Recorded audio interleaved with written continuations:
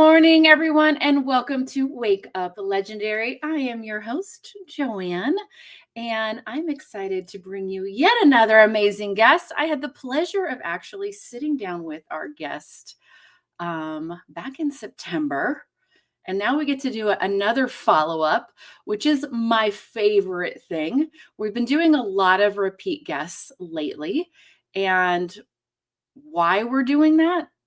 Because it lets you see what it looks like, what the actual journey looks like, what the experience looks like over time.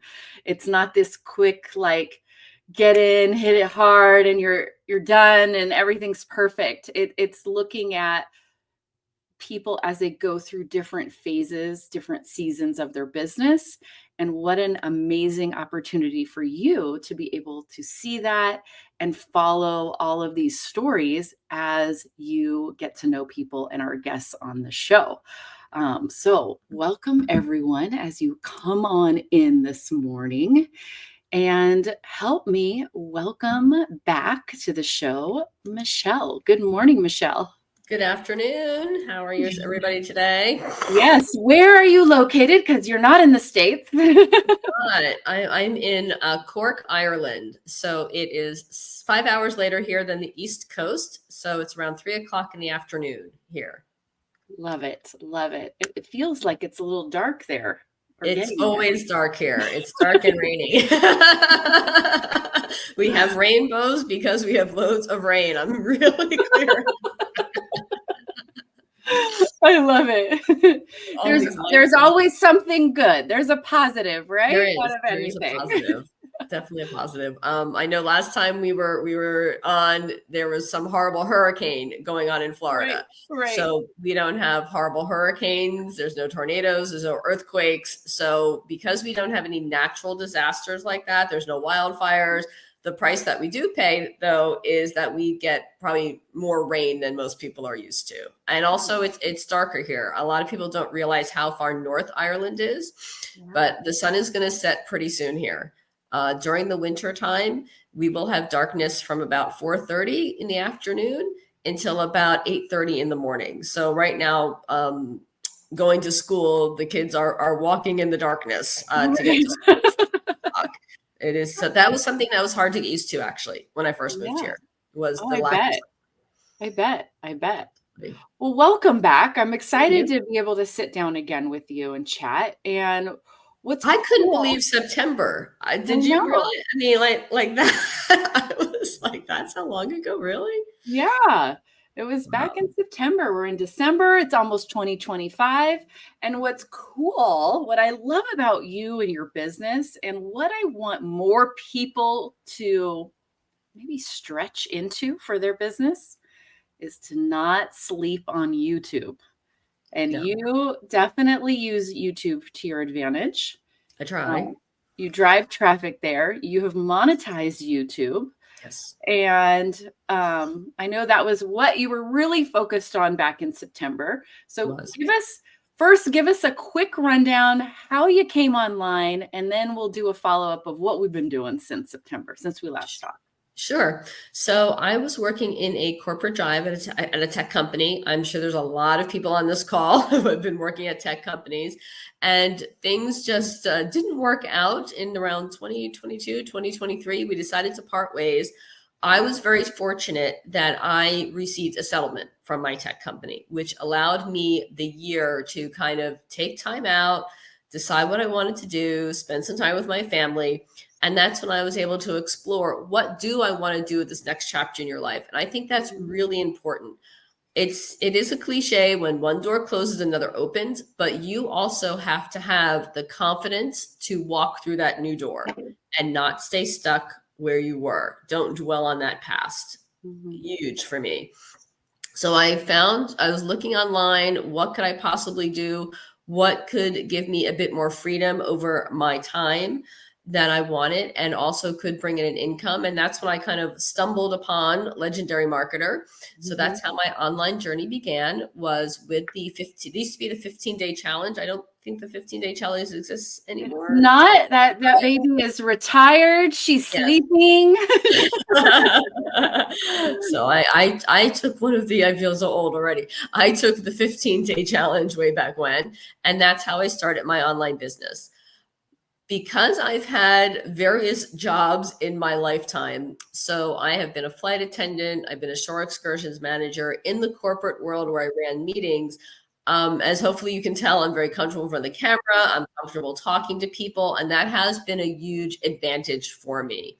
What I have decided, the model for my business that I've decided on, is I use short form content like TikTok, Clapper, and Facebook Reels to drive traffic to my email list, but more importantly to my YouTube channel. Probably not more importantly, but equally to my YouTube channel, where Right. then watch a YouTube video, you again get an option to opt into my email list and go into my funnel. So I figured out different ways to monetize myself on YouTube, whether it is through the AdSense with Google, because I've gotten so many subscribers and so many watch hours, which people don't always talk about. The subscribers is important, but the watch hours can be a bit harder actually to get, because if your videos are not being watched by people long enough, you can't get up to the 4,000 watch hours. So something to be really mindful of. And a lot of people seem to focus on the 1,000 subscribers. But for me, it was the watch hours, which was something that was a bigger challenge to get to. And then through monetizing YouTube with Google AdSense, I also have my affiliate links. People enter my funnel. And then I have a store on the Clapper site. So Clapper is kind of an American version of TikTok, if you haven't heard of it. And I have a store on Clapper where I sell digital products. So that is how I am making various streams of income, which I think is really important and is really the power behind having an online business. I love it. So with everything that you're doing, where do you feel you get the most, how do I put this? Where's your biggest bang for your buck? Where do you see the most growth in your business? Definitely the most growth comes from YouTube. If you can get a YouTube channel up and running, YouTube is a search engine now, right? It's not just what I would call a video platform. It is definitely a search engine. People go on there to figure out, how do I do X? And that is the question you need to be answering when you are making a YouTube video. My most successful videos are ones where I show people to do something. And then my second category of successful videos is when I do reviews, like reviews of Legendary Marketer or reviews of other online courses. So you need to really be specific about what is the question you're answering, because think about how you use YouTube, right? I know that I'm a baker on the side. That's my other gig, let's say, that I do, for people.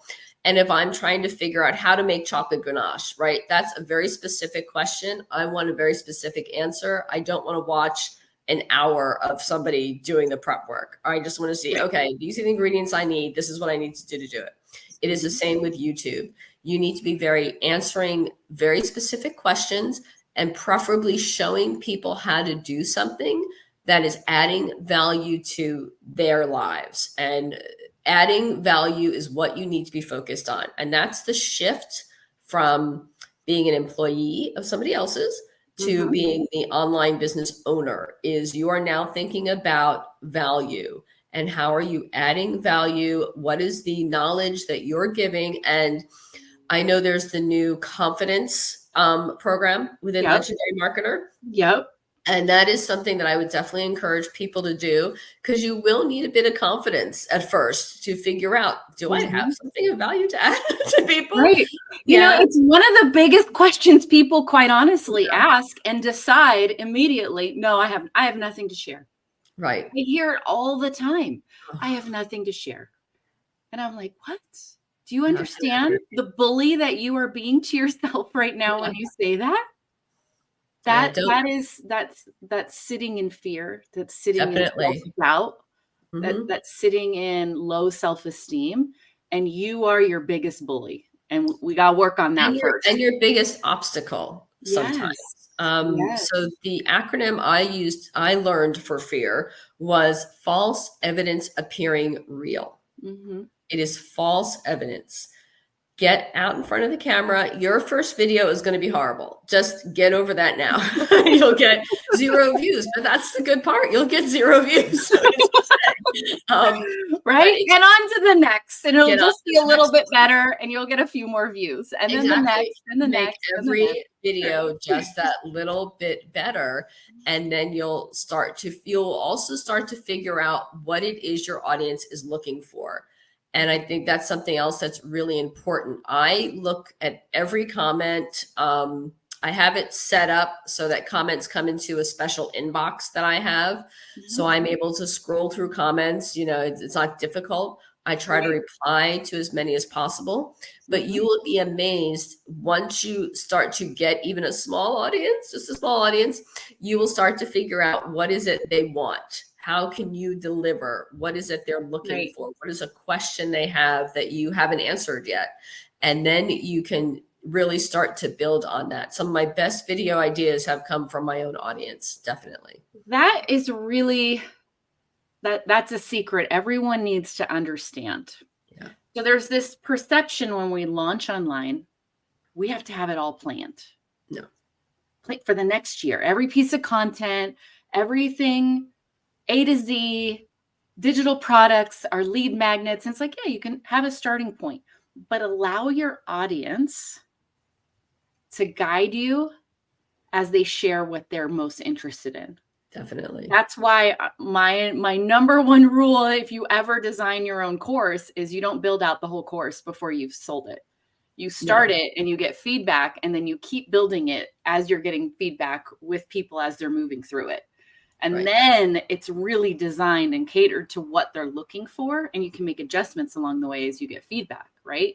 And it's the same thing with content. You're going to get ideas of what they really need and angles that you just couldn't plan until you started putting out content and getting engagement. Have a strategy, but Right. don't have every piece of content planned. For one thing, the algorithms are constantly changing. The Mhm. number of social media sites are constantly changing, right? Let's say you had something totally planned out, and then all of a sudden Elon Musk takes over Twitter and turns it into X, right? Right.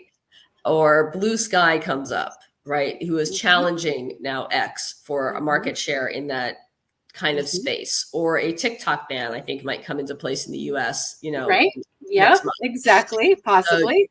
that's another reason I would say is you should be on multiple social media platforms. That would be kind of my other nugget, let's say, For sure. is you can get what they call shadow banned on a platform. You can get actually banned on a platform.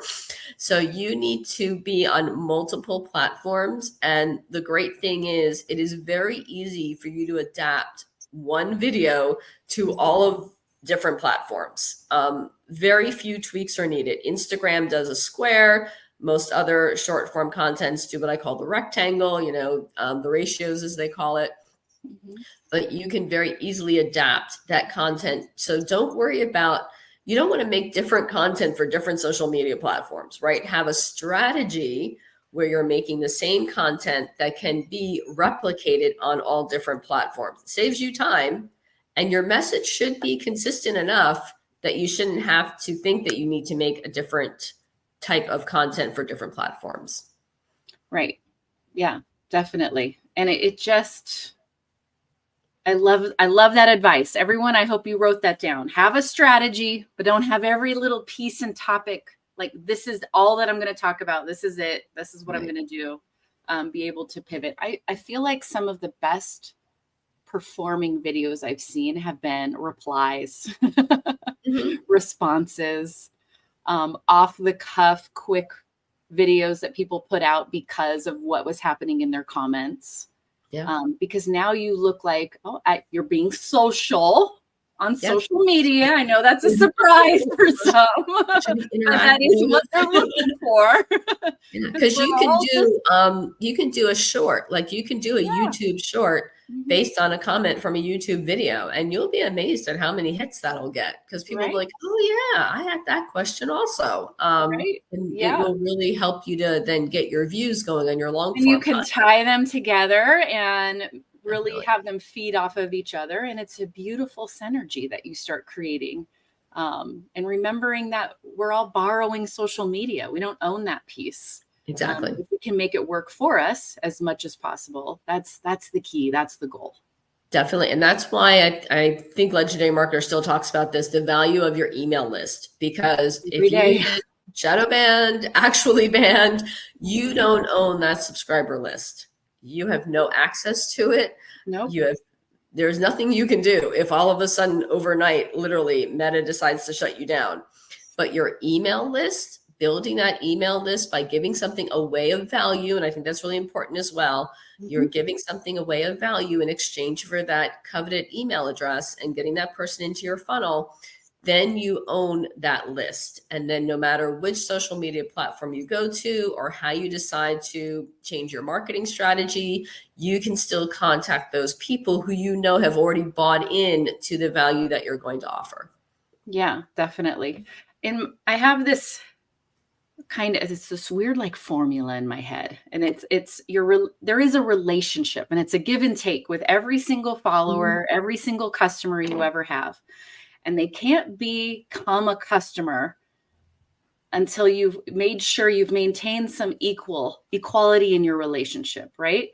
It's a weird way in my head that this works, but when you ask for an email address, that's a negative point. But then you give them a lead magnet, it's +1. So now you're back to equal, right? If your emails are all just selling and ask, that's a negative, negative, and now they're out. But if you have emails that have value and you're adding to those pluses and maintaining a relationship so that it's equal, it's a good way to review your strategy too. Looking back at your content. Is it all me asking and trying to get something from them? Or am I also giving? Is there an equal give and take in my relationships of what I'm building online? And that's when customers come about. You should not you shouldn't send your customer an email unless you know what the value is in that email. Yep. Whether that is introducing them to a new strategy, introducing them to a new course, a new way of doing things, or giving away even more free stuff. I regularly give away links to an ebook or some kind of a digital product, something and this is not elaborate, right? I want to make sure people know it's elaborate. You can do something as simple as go to canva.com. If you don't have a free Canva account, they're free of charge. You don't have to get pro. The free is amazing. Nobody's saying that about it. Of a YouTube thumbnail. Right? And then you can share that link with everybody on your email list. And all they have to do is cut and paste themselves in or tweak the title a little bit. But that is something of value. That is a digital product that you are giving away for someone who has never created a YouTube thumbnail. That's huge. Right. The fact that you're giving them a template. And that does not take long for you to create. And that is something you can give away for free. And really get some authority and trust with your customers by doing that.